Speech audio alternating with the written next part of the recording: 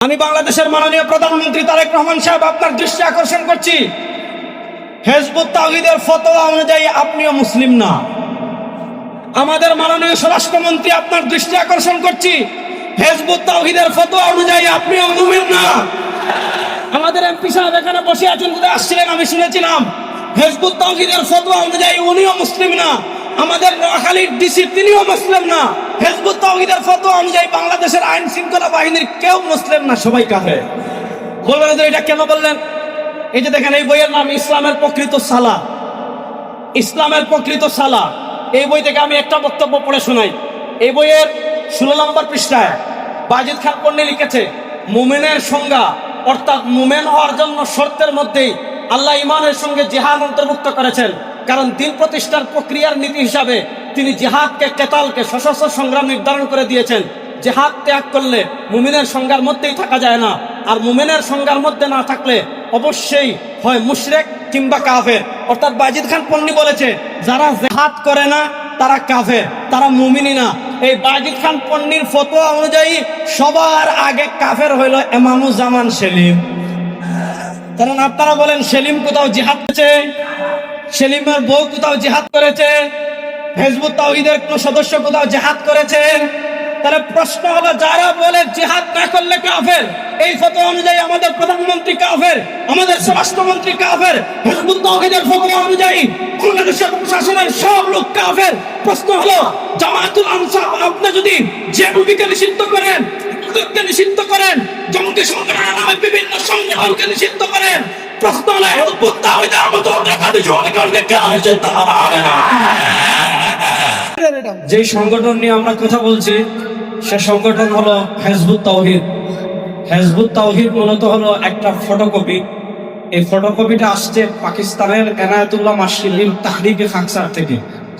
এনায়েতুল্লাহ মাশরিকি যখন তাহরিকে খাকসার প্রতিষ্ঠা করেন, তাহরিকে খাকসার প্রতিষ্ঠা করার পর এনায়েতুল্লাহ মাশরিকি কিছু কিতাব লিখে, আর তাযকিরা লিখেছে। তার একটা কিতাব আমাদের কাছে আছে, মৌলভী কা গলত মাযহাব একটা কিতাব। আরো অসংখ্য কিতাব লিখেছে, যেই কিতাবের পাতায় পাতায় পাতায় পাতায় পাতায় পাতায় কোরআন বিরোধী, ইসলাম বিরোধী, দিন বিরোধী, শরিয়া বিরোধী কথা ছিল।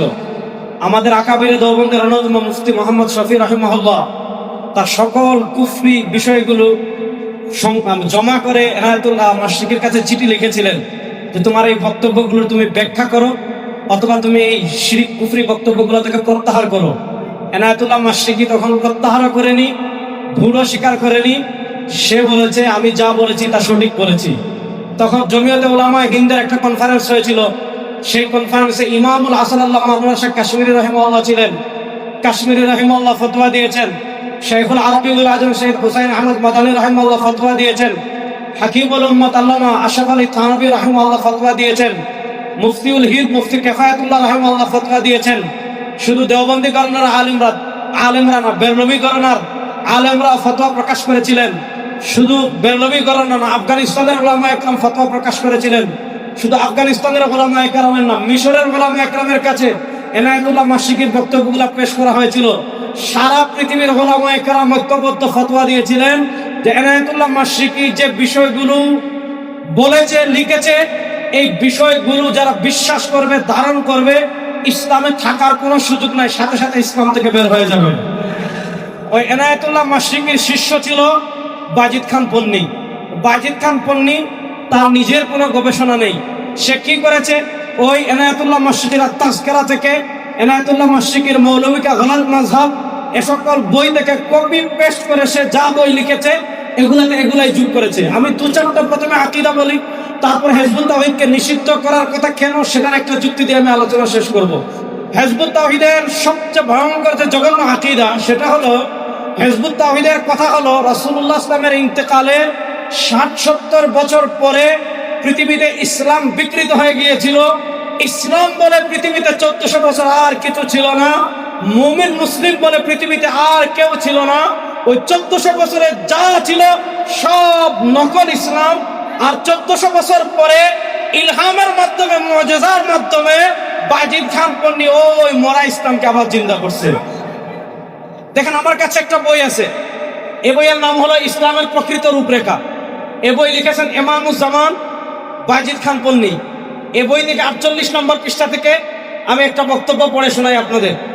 এই বইয়ের 48 নম্বর পৃষ্ঠায় আপনার এনায়েতুল্লাহ বায়েজিদ খান পন্নী লিখেছেন, দুর্ভাগ্যবশত বিশ্বনবীর ওফাতের 60-70 বছর পর ইবলিস এই উম্মার আকীদায় বিকৃতি ঢুকিয়ে দিতে সমর্থ হলো, যার ফলে এই জাতি আল্লাহর রাস্তায় জিহাদ ওই 5 দফা কর্মসূচি দুটোই ত্যাগ করে ইসলাম ও উম্মতে মুহাম্মদী দুটো থেকেই বহিষ্কৃত হয়ে গেল। অর্থাৎ রাসূলুল্লাহ সাল্লাল্লাহু আলাইহি ওয়াসাল্লামের ইন্তেকালের 60-70 বছর পর পর্যন্ত যারা ছিল তারা মুমিন মুসলিম ছিল। 60-70 বছর পর পৃথিবীতে যারা ছিল সব ইসলাম এবং মুমিন দুইটা থেকে বহিষ্কার হয়ে গিয়েছে। এবার একটা ভয়ঙ্কর তথ্য আমি আপনাদেরকে বলি। রাসূলুল্লাহ সাল্লাল্লাহু আলাইহি ওয়াসাল্লাম ইন্তেকাল করেছেন কত হিজরিতে? 11 হিজরিতে। আর বায়েজিদ খান পন্নীর ভাষ্যমতে 60-70 বছর পর্যন্ত ইসলাম ছিল। ধরলাম 70 বছর, তাহলে 70 আর 11 81 বছর, অর্থাৎ 81 হিজরি পর্যন্ত ইসলাম ছিল। 81 হিজরির পরে ইসলামও ছিল না, মুমিনও ছিল না, মুসলিমও ছিল না। 81 হিজরির পরে যারা সব কাফের। এবার আসেন 81 হিজরি থেকে 110 হিজরি পর্যন্ত সর্বশেষ সাহাবী ইন্তেকাল করেছিলেন কত হিজরিতে? 110 হিজরিতে। হিজবুত তাওহীদের আকীদা হলো 80 হিজরি থেকে নিয়ে 110 হিজরি পর্যন্ত যে শত শত সাহাবী আল্লাহর রাসূল সাল্লাল্লাহু আলাইহি ওয়াসাল্লামের সোহবতপ্রাপ্ত যত সাহাবী, হিজবুত তাওহীদের আকীদা হলো 80 হিজরির আগের সাহাবীরা ঠিক ছিলেন, আর 80 হিজরির আকীদার পরে 180 হিজরি থেকে 110 হিজরি পর্যন্ত যত সাহাবী ছিলেন সব সাহাবী কাফের হয়ে গিয়েছিলেন। আমরা বলি সব সাহাবা ইকরামের ঈমান ঠিক ছিল, যারা বলবে সাহাবা ইকরাম কাফের হয়ে গিয়েছিলেন আসলে তাদের জন্মে সমস্যা, আসলে তাদের জন্ম পরিচয় সমস্যা, সাহাবা ইকরামের কোনো সমস্যা নেই। আমাদের কোনো সমস্যা। তাহলে হিজবুত তাওহীদের আকীদার অনুযায়ী শুনেন, 1 নম্বর সাহাবা ইকরাম ইসলাম থেকে বের হলেন, ইমাম আবু হানিফা ইসলাম থেকে বের হলেন, ইমাম শাফি ইসলাম থেকে বের হলেন, ইমাম বুখারী ইসলাম থেকে বের হলেন, ইমাম আহমদ ইবনে হাম্বল ইসলাম থেকে বের হলেন, 1400 বছরের সকল ইমামগণ ইসলাম থেকে বের হলেন। আমরা বলি না সাহাবা ইসলামের উপর, তাবি ইসলামের উপর, তাবি ইসলামের উপর, ইমামগণ ইসলামের উপর, হিজবুত তাওহীদ ইসলাম থেকে বের হয়ে গিয়েছেন। এবার প্রশ্ন বুঝেন, তারা বলে সব ইসলাম থেকে বের হয়ে গেল। তাহলে প্রশ্ন হলো সবাই যদি ইসলাম থেকে বের হয়ে যায় তোমরা ইসলাম পাইলে কোথায়? এবার যখন প্রশ্ন করা হলো সবাই যদি ইসলাম থেকে বের হয়ে যায় তোমরা ইসলাম পেলেন কোথায়? এই যে দেখেন ইসলামের প্রকৃত রূপরেখা এই বইয়ের 50 নম্বর পৃষ্ঠায় বায়েজিদ খান পন্নী কি লিখছে? দীর্ঘ 1300 বছর এই উম্মাহকে এই পবিত্র কর্মসূচি থেকে মাহরুম বঞ্চিত রাখার পর রহমানুর রাহিম আল্লাহ তার অসীম করুণায় তার দেয়া কর্মসূচির পরিচয় ইলহামের মাধ্যমে আমার হৃদয়ে নাজেল করেছেন। আচ্ছা, তাহলে উনি বলল 1400 বছর পর আল্লাহ তাআলা ইলহামের মাধ্যমে ওই ইসলাম তার অন্তরে নাজিল করেছেন। এবার প্রশ্ন হলো তোমার ইলহাম সত্য না মিথ্যা বুঝবো কেমনে? এই তার ইলহামকে সত্য প্রমাণ করার জন্য হিজবুত তাওহীদেরা আরেকটা বই লিখেছে। এই দেখেন এই বই আল্লাহর মুজিজা, হিজবুত তাওহীদের বিজয় ঘোষণা। বায়েজিদ খান পন্নীর অনুসারীরা লিখেছে যে আল্লাহ তাআলা আমরা জানি নবী মূসাকে মুজিজা দিয়েছেন, নবী ঈসাকে মুজিজা দিয়েছেন, আমাদের রাসূল সাল্লাল্লাহু আলাইহি ওয়াসাল্লামকে মুজিজা দিয়েছেন। এবার হিজবুত তাওহীদেরা বলে যে আল্লাহ তাআলা হিজবুত তাওহীদের ইমাম বায়েজিদ খান পন্নী যে সত্য এটা প্রমাণ করার জন্য নাকি মুজিজা দিয়েছেন। দেখেন আমি এই বই থেকে তো লম্বা পড়তে পারবো না, সময় কম, শুধু একটু আমি আপনাদেরকে পড়ে শোনাই। এই যে দেখেন 9 নম্বর পৃষ্ঠায় আল্লাহ রাসূল বিদায় নেওয়ার 1400 বছর পার হয়েছে। এই দীর্ঘ সময় তার প্রকৃত ইসলাম বিকৃত হতে হতে এখন আর বিকৃত কঙ্কালটি ছাড়া কিছুই অবশিষ্ট নেই। এমন সময় আল্লাহর রহমে এই জামানার ইমাম জনাব মোহাম্মদ বায়েজিদ খান পন্নী আবার সেই হারিয়ে যাওয়া প্রকৃত ইসলাম বুঝতে পেরেছেন। আমাদের ইমাম বলেছেন বর্তমানে সারা দুনিয়ায় ইসলাম নামে যে ধর্মটি চালু আছে সেটি আল্লাহর দেওয়া প্রকৃত ইসলাম নয়, বরং প্রকৃত ইসলামের সম্পূর্ণ বিপরীত। বলেন নাউজুবিল্লাহ। আচ্ছা, এখন তাদের ইসলাম যে সত্য লিখছে, তাই গত 2 ফেব্রুয়ারি 2008 তারিখে হিজবুত তাওহীদ তার ইমামকে সত্যায়ন করার জন্য আল্লাহ নিজে 10 মিনিট 9 সেকেন্ডের মধ্যে অন্তত 8টি মুজিজা সংগঠিত করলেন। আচ্ছা, এখন আপনি বলতে পারেন যে আল্লাহ তাআলা এমন 8টি মুজিজা কি সংগঠিত করলেন? 8টা তো আর মুজিজা আমি বলতে পারবো না, শুধু একটা মুজিজা পড়ে শোনাই। মুজিজা নম্বর 1, হিজবুত তাওহীদের ইমাম মোহাম্মদ বায়েজিদ খান পন্নী আমাদের যাত্রাবাড়ির একটা বিল্ডিং এর উপর বক্তৃতা দিচ্ছিলেন। ওই তিনি 8 মিনিট বক্তৃতা দিয়েছেন, 14 মিনিট না কত মিনিট বক্তৃতা দিয়েছেন। এই 14 মিনিটের 1 নম্বর মুজিজা, ইমামুজ্জামানের ভাষণ আরম্ভ হওয়ার মুহূর্ত থেকে চারিদিকে এক অদ্ভুত পিনপতন নীরবতা, নিস্তব্ধতা নেমে এলো। মনে হচ্ছিল পৃথিবীর সমস্ত শব্দ থেমে গিয়েছে, কোথাও সামান্য শব্দ নেই। অর্থাৎ 1 নম্বর মুজিজা, ইমামুজ্জামান বক্তৃতা দেওয়ার আগে মানুষ কথাবার্তা বলছিল। ইমামুজ্জামান যখন বক্তৃতা দেওয়া শুরু করেছে তখন পরিবেশ একেবারে চুপ হয়ে গেছে। এটা হলো 1 নম্বর মুজিজা। তাহলে এরকম মুজিজা তো আমাদের গিয়াসউদ্দিন তাহিরি সাহেবের হয়েছিল, আর এরকম মুজিজা তো এখানে হয়ে গিয়েছে, কারণ আমি বক্তৃতা দিচ্ছি, পরিবেশটা একদম চুপ, কোনো আওয়াজ নাই। আচ্ছা বলে এটা মুজিজা নাকি তামাশা? আর 2 নম্বর মুজিজা, ইমামের ভাষণ আরম্ভের একটু আগ পর্যন্ত আমাদের সেই লাউড স্পিকার দুটির শব্দ ছিল অস্পষ্ট, খুব খেয়াল করে বোঝা হচ্ছিল, কারণ সাউন্ড সিস্টেমটা ছিল অনেক পুরানো।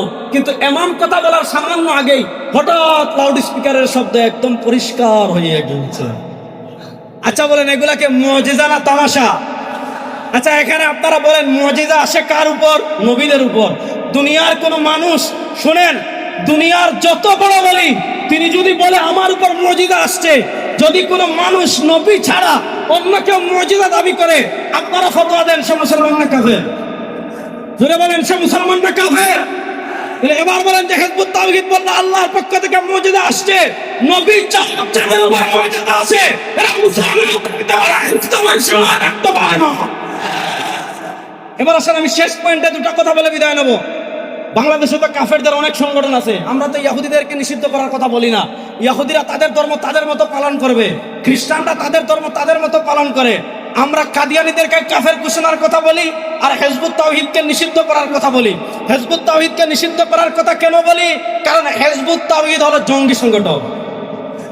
আমি বাংলাদেশের মাননীয় প্রধানমন্ত্রী তারেক রহমান সাহেব আপনার দৃষ্টি আকর্ষণ করছি, হিজবুত তাওহীদের ফতোয়া অনুযায়ী আপনিও মুসলিম না।